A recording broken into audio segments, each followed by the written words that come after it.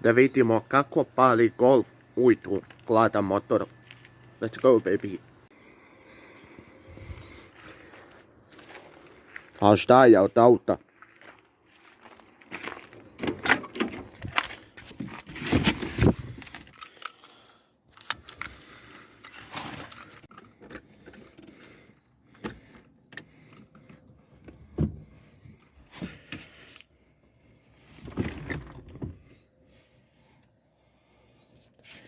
Sad čekamo grejači. Da se zagreju grejači kako bi auto mogao da upali.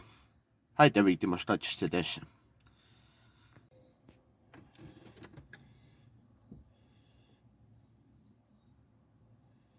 Idemo.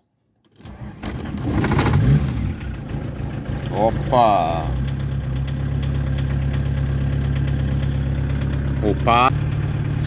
Golf dvojka je upalio kao mina.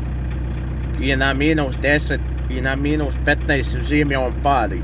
Samo ako je dobar akumulator, inače dalje da ne pričamo. Golf dvojka je zakon. Ne uništi mašina, ne neka možda terati i na zejtin. Hello.